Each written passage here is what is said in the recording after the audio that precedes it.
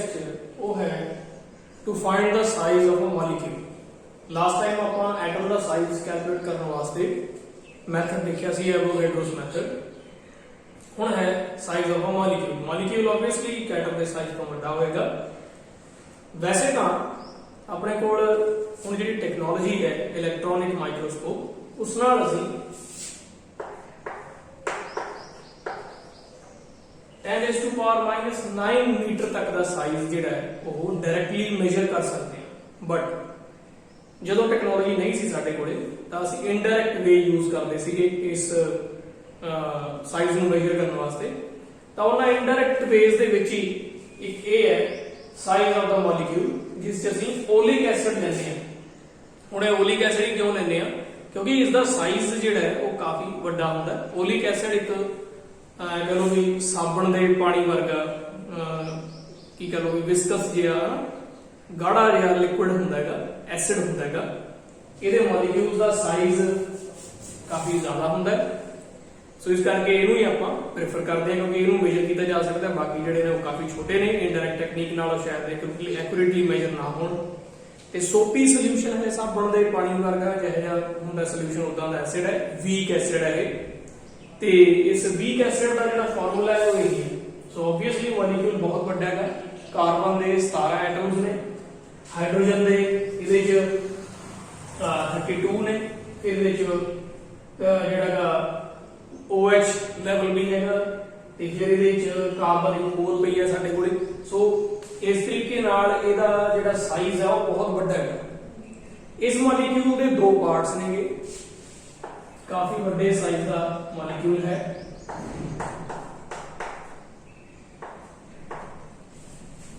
दो पार्ट ने, एक पार्ट जिहड़ा हैगा वो है हाइड्रोफिलिक यानी कि पानी को अट्रैक्ट करदा है। ये जिहड़ा मॉलिक्यूल है, जिहड़ा एसिड है ओलिक एसिड, ये वाटर दे विच इनसॉल्युबल हुंदा है, वाटर च सॉल्यूट नहीं हुंदा है, मतलब डिसॉल्व नहीं हुंदा। ਤਾਂ ਇਹ ਵਾਟਰ ਤੋਂ ਇਹਦੀ ਡੈਂਸਿਟੀ ਵੀ ਘੱਟ ਹੁੰਦੀ ਹੈ। ਅਗਰ ਇਸ ਨੂੰ ਪਾਣੀ ਦੇ ਵਿੱਚ ਪਾਵਾਂਗੇ ਤਾਂ ਇਹ ਉੱਪਰ ਰਹੂਗਾ, ਪਾਣੀ ਥੱਲੇ ਰਹੂਗਾ। ਤਾਂ ਹੁਣ ਇਹਦਾ ਆਹ ਪਾਰਟ ਜਿਹੜਾ ਉਹ ਪਾਣੀ ਨੂੰ ਅਟਰੈਕਟ ਕਰਦਾ ਹੈ, ਆਹ ਵਾਲਾ ਪਾਰਟ ਪਾਣੀ ਨੂੰ ਰਿਪੈਲ ਕਰਦਾ ਹੈ। ਤਾਂ ਫਿਰ ਜਦੋਂ ਵੀ ਅਸੀਂ ਇਹਦੀ ਇੱਕ ਬੂੰਦ ਜਾਂ ਦੋ ਬੂੰਦਾਂ ਪਾਣੀ ਦੇ ਉੱਪਰ ਪਾਉਨੇ ਆ ਤਾਂ ਪਾਣੀ ਦੀ ਸਰਫੇਸ ਡੈਂਸਿਟੀ ਘਟ ਜਾਂਦੀ ਹੈ ਤੇ ਇਹ ਫੈਲ ਜਾਂਦਾ ਹੈ। ਇਸ ਤਰੀਕੇ ਨਾਲ ਵੀ ਸਰਫੇਸ ਦੇ ਉੱਤੇ ਫੈਲ ਜਾਂਦਾ ਹੈ।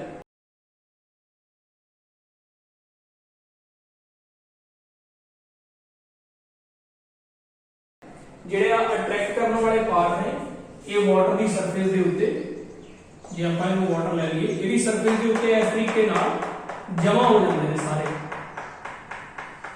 ਦੂਰ ਦੂਰ ਫੈਲ ਜਾਂਦੇ ਨੇ।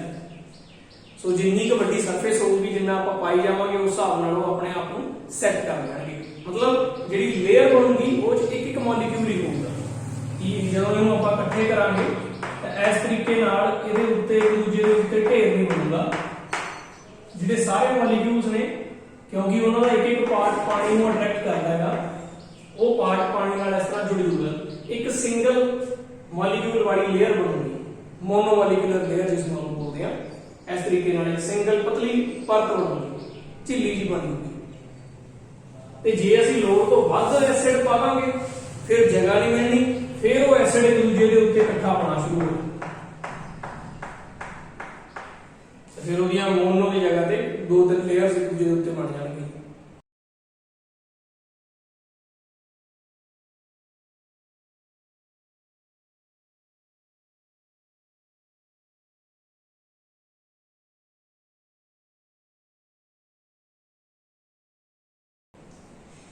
ਤਾਂ ਅਸੀਂ ਅਮਾਉਂਟ ਵੀ ਧਿਆਨ 'ਚ ਰੱਖਣੀ ਹੈ ਜਿੰਨਾ ਕਿ ਸਾਡੇ ਕੋਲੇ ਸਰਫੇਸ ਅਵੇਲੇਬਲ ਹੈ ਪਾਣੀ ਦੀ।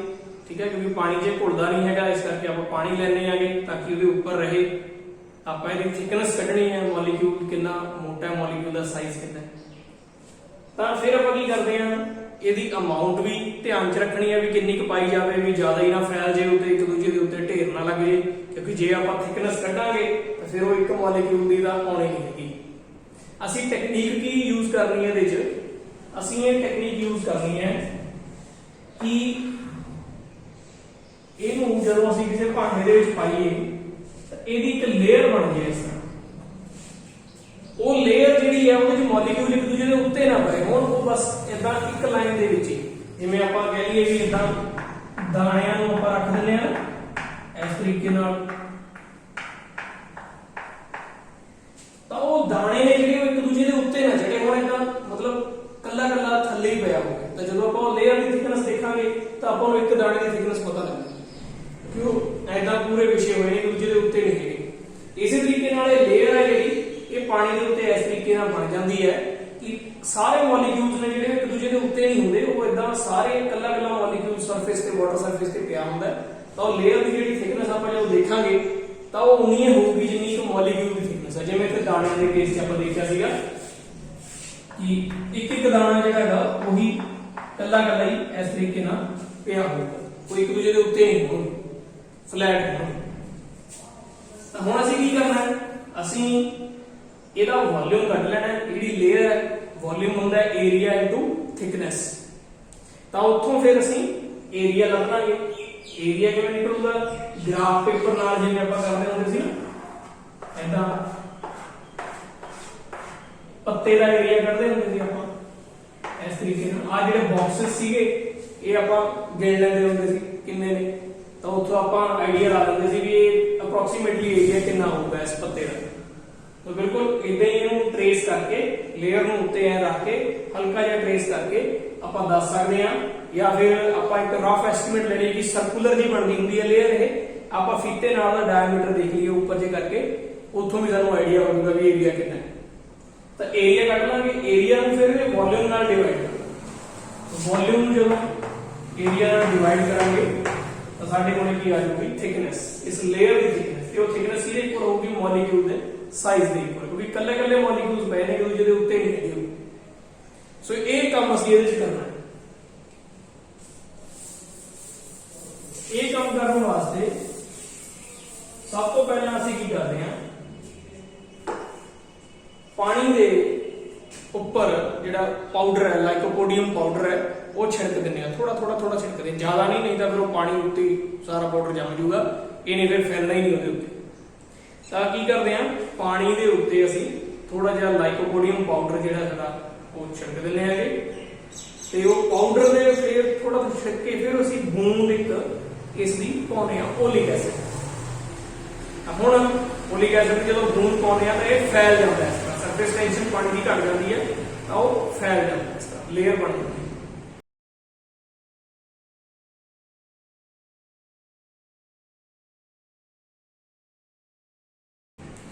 ਹੁਣ ਕੀ ਹੈ, ਇੱਕ ਬੂੰਦ ਦੇ ਵਿੱਚ ਲੱਖਾਂ ਹਜ਼ਾਰਾਂ ਮੋਲੀਕਿਊਲਸ ਨੇ ਜਿਹੜੇ ਇਹਦੇ ਵਿੱਚ ਹੋਣਗੇ। ਜਦੋਂ ਅਸੀਂ ਪਾਵਾਂਗੇ ਇੱਕ ਡ੍ਰੌਪ ਇਹਦੀ ਓਲਿਕ ਐਸਿਡ ਦੀ ਕੰਸਨਟ੍ਰੇਟਡ ਜਿਹੜਾ ਹੋਊਗਾ, ਤਾਂ ਉਹ ਕੀ ਹੋਊਗਾ, ਜਗ੍ਹਾ ਸਾਡੇ ਕੋਲ ਘੱਟ ਹੋਊਗੀ ਤੇ ਉਹ ਲੇਅਰ ਜ਼ਿਆਦਾ ਫੈਲ ਜੂਗੀ, ਉਹਨੂੰ ਜਗ੍ਹਾ ਨਹੀਂ ਮਿਲਣੀ। ਫਿਰ ਜਿਹੜੇ ਬਾਕੀ ਦੇ ਮੋਲੀਕਿਊਲਸ ਹੋਣਗੇ ਜਿਹਦੇ ਉੱਤੇ ਆ ਜਾਣਗੇ, ਤਾਂ ਸਾਡਾ ਕੰਮ ਜਿਹੜਾ ਉੱਥੇ ਗੜਬੜ ਹੋਊਗਾ। ਸਾਨੂੰ ਲੇਅਰ ਵੀ ਸਿੰਗਲ ਮੋਲੀਕਿਊਲਸ ਦੀ ਚਾਹੀਦੀ ਹੈ। ਤਾਂ ਫਿਰ ਅਸੀਂ ਕੀ ਕਰਦੇ ਹਾਂ, ਡਾਇਲਿਊਟ ਕਰਦੇ ਹਾਂ ਇਸ ਨੂੰ, ਓਲਿਕ ਐਸਿਡ ਨੂੰ ਡਾਇਲਿਊਟ ਕਰਦੇ ਹਾਂ, ਇਹਨੂੰ ਕਿਸੇ ਹੋਰ ਚੀਜ਼ 'ਚ ਡਿਸੋਲਵ ਕਰਦੇ ਹਾਂ। ਇਹ ਐਲਕੋਹਲ ਦੇ ਵਿੱਚ ਡਿਸੋਲਵ ਹੋ ਜਾਂਦਾ ਬੜੀ ਈਜ਼ੀਲੀ, ਠੀਕ, ਪਾਣੀ 'ਚ ਹੁੰਦਾ ਨਹੀਂ। ਤਾਂ ਐਲਕੋਹਲ 'ਚ ਇਹਨੂੰ ਅਸੀਂ ਡਿਸੋਲਵ ਕਰਦੇ ਹਾਂ, ਜਿਹਦੇ ਨਾਲ ਇੱਕ ਡ੍ਰੌਪ ਦੇ ਵਿੱਚ ਓਲਿਕ ਐਸਿਡ ਦੇ ਮੋਲੀਕਿਊਲਸ ਦੀ ਗਿਣਤੀ ਬਹੁਤ ਘਟ ਜਾਂਦੀ ਹੈ।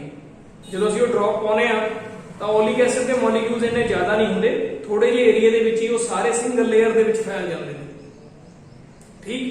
ਤੇ ਫਿਰ ਅਸੀਂ ਉਹ ਜਿਹੜਾ ਐਲਕੋਹਲ ਹੈ ਉਹ ਵੈਪੋਰੇਟ ਹੋ ਜਾਂਦਾ ਹੈ ਈਜ਼ੀਲੀ, ਤੇ ਫਿਰ ਅਸੀਂ ਉਹ ਲੇਅਰ ਦਾ ਈਜ਼ੀਲੀ ਏਰੀਆ ਕੱਢ ਕੇ ਉਸਦੀ ਥਿਕਨੈਸ ਦੱਸ ਸਕਦੇ।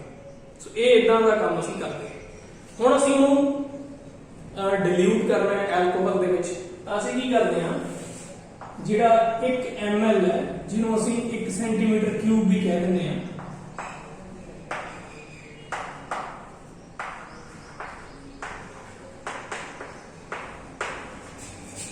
is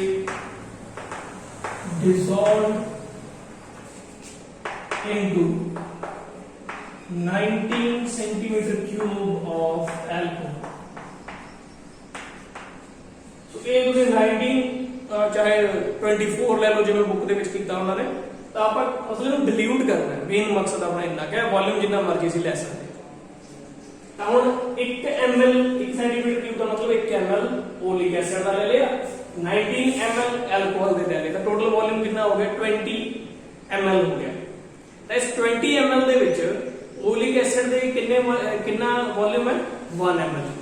सो कंसंट्रेशन की होगी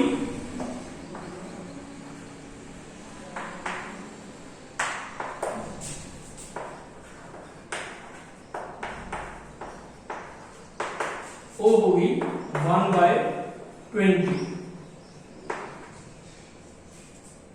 मतलब जो ਅਸੀਂ ਸੋਲੂਸ਼ਨ ਦੀ ਇੱਕ ਡ੍ਰੌਪ ਪਾਵਾਂਗੇ ਤਾਂ ਉਹਦੇ ਚ ਇੰਨਾ ਵੋਲਿਊਮ ਜਿਹੜਾ 1 ml ਦੇ ਵਿੱਚ ਇੰਨਾ ਵੋਲਿਊਮ ਓਲਿਕ ਐਸਿਡ ਦਾ ਹੋਊਗਾ, ਬਾਕੀ 19 ਪਾਰਟ ਨੇ ਜਿਹੜੇ ਉਹ ਐਲਕੋਹਲ ਦੇ। ਫਿਰ ਇਸ ਨੂੰ ਕੀ ਕੀਤਾ, ਇਹ ਜਿਹੜਾ ਸੋਲੂਸ਼ਨ ਹੈ ਜਿਸ ਚ 1/20 ml ਪਾਰਟ ਓਲਿਕ ਐਸਿਡ ਹੈ, ਇਸ ਨੂੰ ਫਿਰ ਅਸੀਂ 19 ml ਐਲਕੋਹਲ ਦੇ ਵਿੱਚ ਪਾ ਲਿਆ। ਇੱਕ ਡ੍ਰੌਪ ਲਈ ਇਹਦੀ ਜਾਂ 1 ml ਲਿਆ ਇਹ ਸੋਲੂਸ਼ਨ ਦਾ ਜਿਹੜਾ ਅਸੀਂ ਬਣਾਇਆ ਸੀ, ਇਹਦੇ 1 ml ਨੂੰ ਅੱਗੇ 19 ml ਐਲਕੋਹਲ ਚ ਹੋਰ ਐਡ ਕਰਤਾ। ਤਾਂ ਕੀ ਕੀਤਾ ਅਸੀਂ,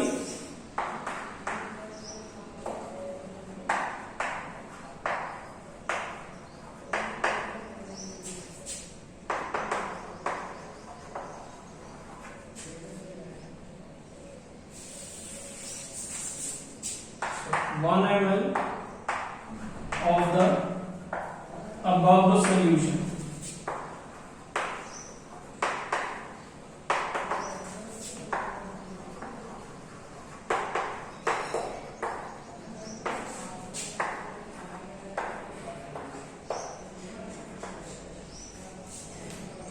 एक ml ਆ ਵਾਲੇ ਸੋਲੂਸ਼ਨ ਦਾ ਜਿਸ ਦੇ ਵਿੱਚ ਪਹਿਲਾਂ ਹੀ ਉਹਦਾ ਜਿਹੜਾ ਉਹਦੀ ਕਨਸੈਂਟ੍ਰੇਸ਼ਨ ਹੈ ਉਹ 1/20 ਟਾਈਮਸ ਹੋ ਗਈ ਹੈ, ਉਸ ਨੂੰ ਦੁਬਾਰਾ ਫਿਰ 90 ml ਆਫ ਐਲਕੋਹਲ ਦੇ ਵਿੱਚ ਇਹਦਾ 1 ml ਸੋਲੂਸ਼ਨ ਦਾ 1 ml ਲੈ ਕੇ 90 ml ਆਫ ਐਲਕੋਹਲ ਦੇ ਵਿੱਚ ਪਾ ਤਾਂ ਟੋਟਲ ਸੋਲੂਸ਼ਨ ਇਹ ਵੀ ਕਿੰਨਾ ਬਣ ਗਿਆ 20 ml।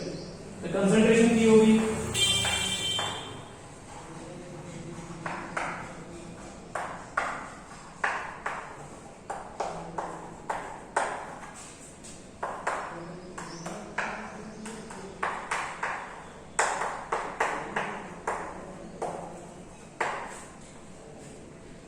वन बाय 20 ਤਾਂ ਪਹਿਲਾਂ ਹੀ ਹੋ ਗਈ ਸੀ। 20 ml ਦੇ ਵਿੱਚ ਇੱਕ ਪਾਰਟ ਸੀਗਾ ਸਿਰਫ ਫੋਲਿਕ ਐਸਿਡ, ਹੈਨਾ। ਤਾਂ ਉਹ ਜਿਹੜਾ ਸੋਲੂਸ਼ਨ ਬਣਿਆ ਉਹਦਾ 1 ml ਲੈ ਲਿਆ। ਉਹਦੇ 1 ml ਦੇ ਵਿੱਚ ਹੁਣ ਕੀ ਹੈ, ਇੱਕ ਪਾਰਟ ਫੋਲਿਕ ਐਸਿਡ ਦਾ ਤੇ 19 ਪਾਰਟ ਐਲਕੋਹਲ ਦੇ 1 ml ਦੇ ਵਿੱਚ। ਫਿਰ ਆਪਾਂ ਕੀ ਕਰਿਆ, ਉਹਦਾ ਇੱਕ ਪਾਰਟ ਲੈ ਕੇ ਦੁਬਾਰਾ ਫਿਰ 19 ml ਦੇ ਵਿੱਚ ਡਿਸੋਲਵ ਕਰਤਾ। ਉਹਦਾ ਉਹਦੀ ਕਨਸੈਂਟ੍ਰੇਸ਼ਨ ਹੋਰ ਘਟ ਗਈ, ਦੁਬਾਰਾ ਫਿਰ 1/20 ਟਾਈਮਸ ਹੋ ਗਈ ਡ੍ਰੌਪ। टोटल कितनी बन गई 1/400 सेंटीमीटर क्यूब, यानी कि उसके 400 ml ਦੇ ਵਿੱਚ 1 ml ਓਲਿਕ ਐਸਿਡ ਦਾ, ਬਾਕੀ ਐਲਕੋਹਲ ਹੈ। ਤਾਂ ਉਹਨੇ ਦੋ ਵਾਰੀ ਕੰਮ ਕਿਉਂ ਕੀਤਾ, ਤਾਂ ਕਿ ਸਾਡਾ ਐਲਕੋਹਲ ਵੇਸਟ ਹੋਣ ਤੋਂ ਬਚੇ। ਜੇ ਅਸੀਂ ਡਾਇਰੈਕਟ ਕਰਨਾ ਹੁੰਦਾ ਹੈ ਫਿਰ ਕੀ ਕਰਨਾ ਪੈਂਦਾ ਸਾਨੂੰ, ਤਾਂ ਸਾਨੂੰ 1 ml ਓਲਿਕ ਐਸਿਡ ਨੂੰ 399 ml ਆਫ ਐਲਕੋਹਲ ਦੇ ਵਿੱਚ ਡਿਸੋਲਵ ਕਰਨਾ ਪੈਂਦਾ। ਜੇ ਅਸੀਂ ਇੱਕ ਵਾਰ ਚ ਕਰਨਾ ਹੁੰਦਾ ਤਾਂ ਸਾਡਾ ਕਿੰਨਾ ਐਲਕੋਹਲ ਲੱਗਦਾ, 400 लगभग 400 ml लग जाता, आधा लीटर लग जाता। ते हुण कितना लगे 19 ml एक बारी, 19 ml दूसरी बारी, सिर्फ 38 ml। तो दो बारी इस करके किया। सो हुण जेड़ा साडा फाइनल सॉल्यूशन बनिया है उसकी जेड़ी एक ड्रॉप होगी उसदे विच एक पार्ट जेड़ा है वो ओलिक एसिड दा होगा, ते 399 पार्ट्स ने जेडे वो एल्कोहल दे होणगे। सो इन्ना डाइल्यूट हो गया एक ड्रॉप ਦੇ ਵਿੱਚ। ਤਾਂ ਹੁਣ ਅਸੀਂ ਕੀ ਕਰਦੇ ਆ, ਉਸ ਦੀਆਂ n ਡ੍ਰੌਪਸ 1 2 3 ਜਿੰਨੀਆਂ ਵੀ ਅਸੀਂ ਕਹੀਏ n ਡ੍ਰੌਪਸ ਨੇ ਜਿਹੜੀਆਂ ਉਹ ਪਾਣੀ ਦੇ ਉੱਤੇ ਜਿਹੜਾ ਅਸੀਂ ਪਾਊਡਰ ਪਾਇਆ ਉੱਥੇ ਪਾਉਂਦੇ ਆ, ਡ੍ਰੌਪਰ ਦੇ ਨਾਲ ਪਾ ਦਿੰਦੇ। ਜੇ ਇੱਕ drop the volume of n drops of above solution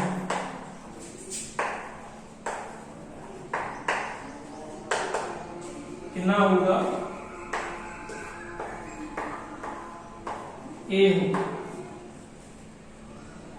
ना, क्योंकि कंसंट्रेशन कितनी है, इतनी है। तो जेड़ा वॉल्यूम ऑफ n ड्रॉप्स ने ऑफ ओलिक एसिड का जेड़ा सॉल्यूशन है ਉਹਦੇ ਵਿੱਚ ਜਿਹੜੀਆਂ n ड्रॉप्स ਨੇ ਉਹਨਾਂ ਦਾ ਵੋਲਿਊਮ ਕਿੰਨਾ ਹੋ ਜਾਊਗਾ, ਇੰਨਾ n into v, v is the volume of 1 drop। ठीक है, v है पूरे ड्रॉप का वॉल्यूम जिस से एल्कोहल भी है ते ओलिक एसिड भी है। ठीक है, ते ओदे च ਆਪਾਂ ਨੇ कितनियां ड्रॉप्स पाइयां ने n तो टोटल वॉल्यूम हो गया n into v। ਹੁਣ क्योंकि एक ड्रॉप ਦੇ ਵਿੱਚ ਓਲਿਕ ਐਸਿਡ ਦੀ ਕਨਸੈਂਟ੍ਰੇਸ਼ਨ 1/400 ਹੈ ਤਾਂ ਫਿਰ n ਡ੍ਰੌਪਸ ਦੇ ਵਿੱਚ ਓਲਿਕ ਐਸਿਡ ਦੀ ਕਨਸੈਂਟ੍ਰੇਸ਼ਨ ਦਾ ਵੋਲਿਊਮ ਕੀ ਹੋਊਗਾ nv/400।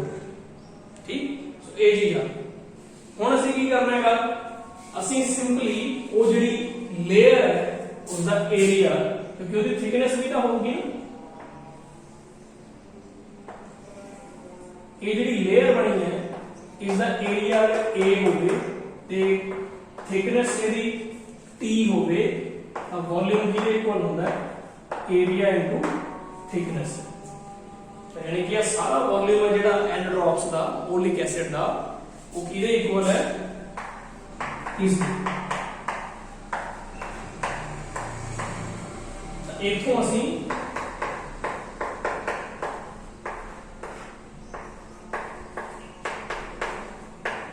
इस तरीके नाल थिकनेस कर सकते हैं। So this thickness is approximately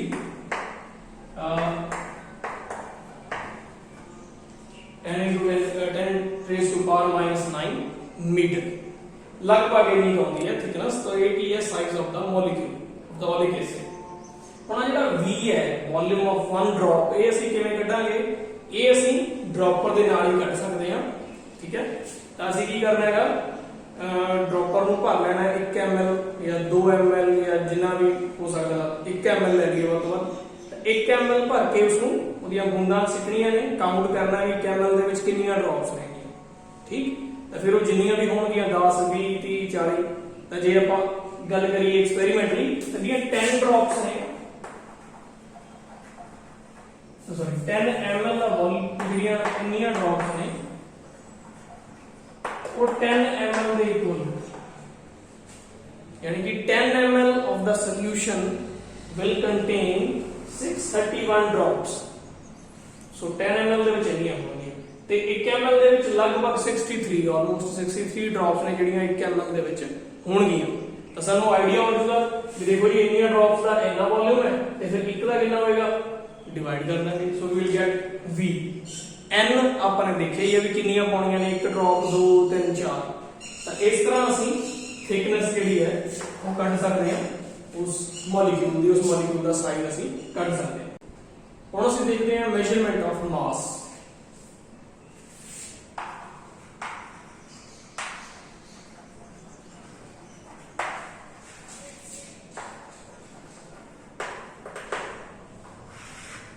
ਦੋ ਤਰ੍ਹਾਂ ਨਾਲ ਸਾਡੇ ਕੋਲੇ ਮਾਸਸ ਨੇ ਜਿਹੜੇ ਉਹ ਡਿਫਾਈਨ ਹੁੰਦੇ ਨੇ। फर्स्ट आएगा इनर्शियल मास,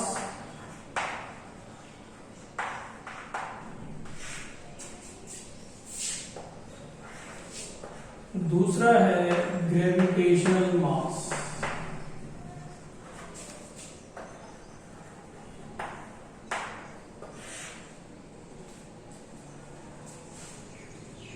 इनर्शियल प्रॉपर्टीज तो ਜਿਹੜਾ ਅਸੀਂ ਮਾਸ ਕੈਲਕੂਲੇਟ ਕਰਦੇ ਆ ਉਸ ਨੂੰ ਅਸੀਂ ਇਨਰਸ਼ੀਅਲ ਮਾਸ ਕਹਿੰਦੇ ਆ ਤੇ ਗ੍ਰੈਵਿਟੀ ਦੇ ਇਫੈਕਟ ਦੇ ਅੰਡਰ ਜੋ ਅਸੀਂ ਮਾਸ ਕੈਲਕੂਲੇਟ ਕਰਦੇ ਹਾਂ ਉਸ ਨੂੰ ਅਸੀਂ ਗ੍ਰੈਵਿਟੇਸ਼ਨਲ ਮਾਸ ਕਹਿੰਦੇ ਆ।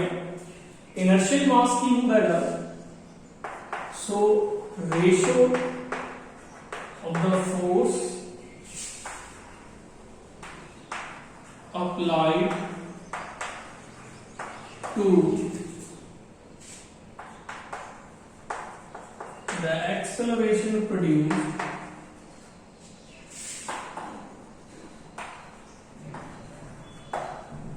when mass is in, or you can say body is in translatory motion।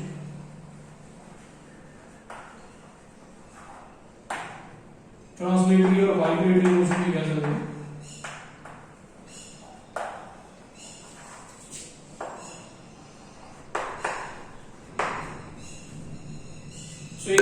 समझ आगे इसको किवें मेजर करते हैं ਅਸੀਂ, तो इनर्शियल बैलेंस ਦੇ ਨਾਲ मेजर करते हैं।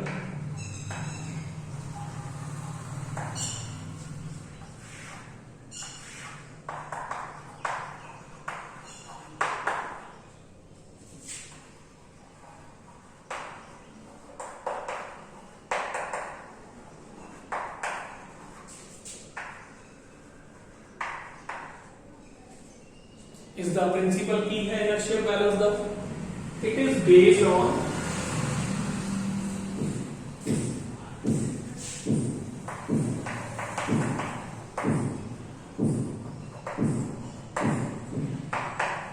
the principle of vibratory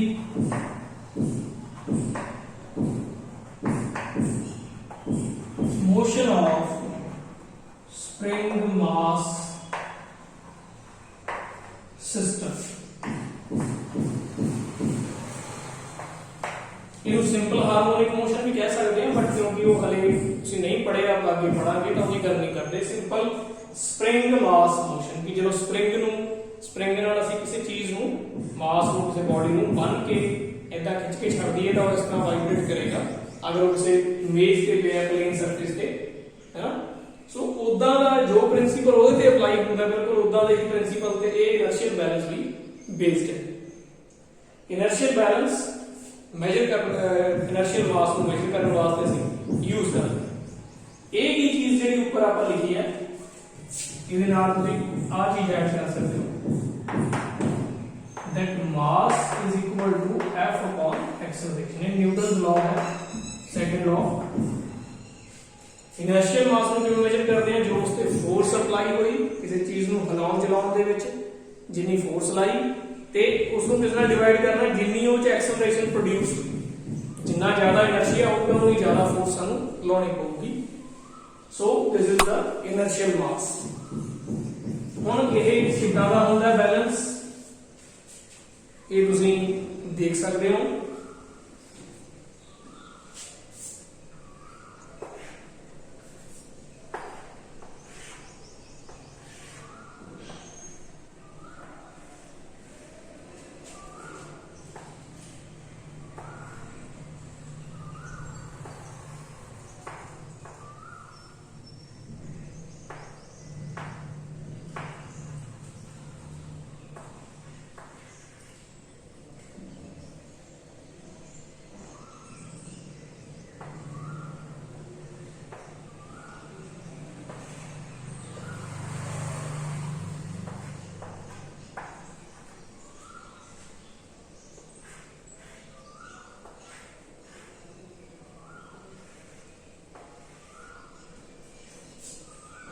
ਇੱਕ ਪੈਨ ਹੁੰਦੇ ਨੇ ਦੋ, ਉਹਨਾਂ ਨੂੰ ਇਸ ਤਰੀਕੇ ਨਾਲ ਫਲੈਕਸੀਬਲ ਰੋਡਸ ਨਾਲ ਜੋੜਿਆ ਹੁੰਦਾ। ਦੋ ਪੈਨ ਹੁੰਦੇ, ਇੱਕ ਪੈਨ ਨੂੰ ਅਸੀਂ ਕੀ ਕਰਦੇ ਹਾਂ, ਮੇਜ਼ ਦੇ ਉੱਤੇ ਇਸ ਤਰੀਕੇ ਨਾਲ ਫਿਕਸ ਕਰ ਦਿੰਦੇ ਹਾਂ, ਦੂਸਰੇ ਨੂੰ ਉਹ ਹਿਲ ਸਕਦਾ ਹੈ ਤਾਂ ਫ੍ਰੀ।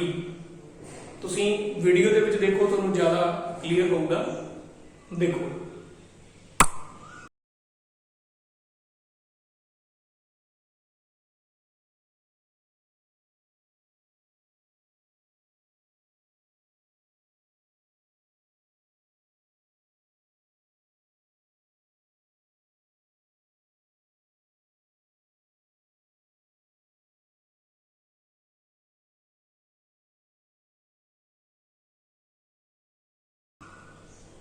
ਤਾਂ ਹੁਣ ਤੁਸੀਂ ਇਹਦੇ 'ਚ ਕੀ ਦੇਖਿਆ, ਉਹਨੇ ਇਸ ਤਰੀਕੇ ਨਾਲ ਇੱਕ ਸਿਸਟਮ ਸੀ ਉਹਦੇ ਕੋਲੇ, ਇੱਕ ਪਾਸਾ ਉਹਨੇ ਫਿਕਸ ਕਰਤਾ, ਉਹਦੇ 'ਚ ਦੂਸਰੇ ਪਾਸੇ ਜਗ੍ਹਾ ਸੀ, ਉਹਨੇ ਸਿਲੰਡਰ ਫਸਾਇਆ ਤੇ ਉਸਨੂੰ ਆਸੀਲੇਟ ਕੀਤਾ।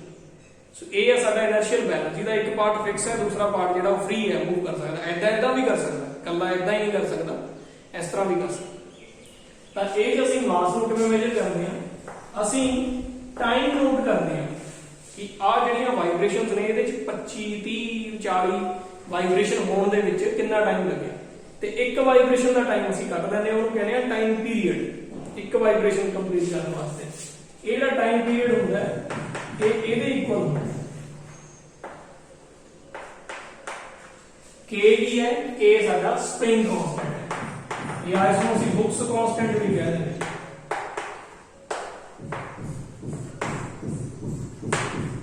K ਦੀ ਵੈਲਿਊ ਸਾਨੂੰ ਗਿਵਨ ਹੋਊਗੀ, अलग-अलग स्प्रिंग वास्ते, अलग-अलग फ्लैक्सीबल मटीरियल वास्ते दी वैल्यू अलग-अलग हुंदी है। तो T ਅਸੀਂ ਕੱਢ ਲਿਆ ਸਭ ਕੁਝ ਦੇ ਨਾਲ, ਤਾਂ M ਅਸੀਂ ਕੈਲਕੂਲੇਟ ਕਰ ਸਕਦੇ। ਸੋ ਇਹ ਜਿਹੜਾ ਮਾਸ ਆਊਗਾ ਦੈਟ ਇਜ਼ ਦੀ ਇਨਰਸ਼ੀਅਲ ਮਾਸ। ਉਸ ਤੋਂ ਅੱਗੇ ਆਪਾਂ ਗੱਲ ਕਰੀਏ gravitational mass the.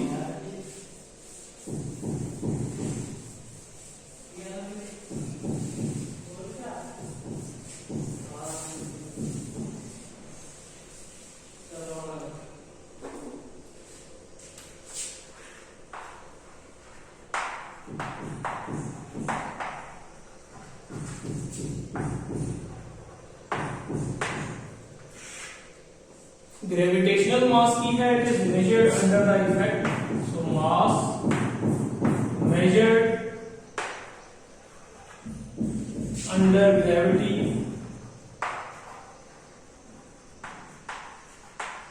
This is gravitational mass. So ये ਜਿਹੜਾ मास ਹੁੰਦਾ ਹੈ ਉਹ ਹੁੰਦਾ ਹੈ weight divided by acceleration due to gravity, या कह लो gravitational force divided by gravity, या न्यूटन्स लॉ ऑफ ग्रेविटेशन ਤੋਂ ਜੋ ਅਸੀਂ ਮਾਸ ਕੈਲਕੂਲੇਟ ਕਰਦੇ ਹਾਂ ਉਹ। ਸੋ ਇਹਦਾ ਇਹ ਕਿਸ ਨਾਲ ਮੈਜ਼ਰ ਕਰਦੇ ਹਾਂ ਅਸੀਂ, ਫਿਜ਼ੀਕਲ ਬੈਲੈਂਸ ਦੇ ਨਾਲ। So physical balance is used to measure this mass or gravitational mass।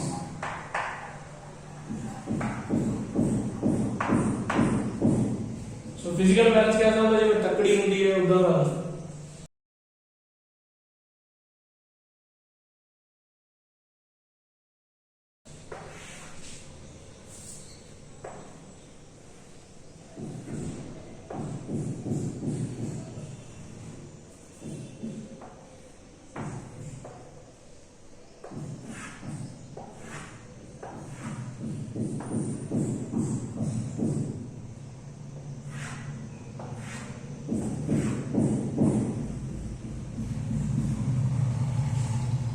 ਸੋ ਇਸ ਤਰੀਕੇ ਨਾਲ ਇਹ ਹੁੰਦਾ ਹੈਗਾ। ਇੱਥੇ ਇਹਦੇ 'ਚ ਸਾਡੇ ਕੋਲ ਇੱਕ ਪੁਆਇੰਟਰ ਹੁੰਦਾ ਜੋ ਬੈਲੈਂਸ ਦੇ ਉੱਤੇ ਜੋ ਸਾਨੂੰ ਦੱਸਦਾ ਹੈਗਾ ਕਿ ਜਦੋਂ ਬੈਲੈਂਸ ਹੋ ਜਾਂਦਾ ਤਾਂ ਸੈਂਟਰ ਦੇ ਵਿੱਚ ਆ ਜਾਂਦਾ।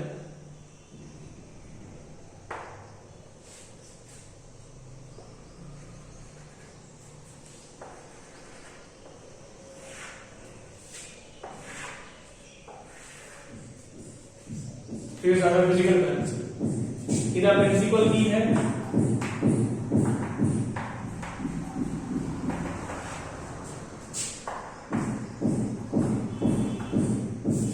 In equilibrium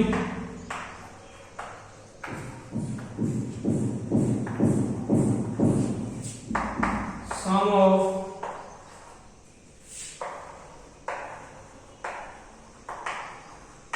clockwise movements is equal to the sum of anti-clockwise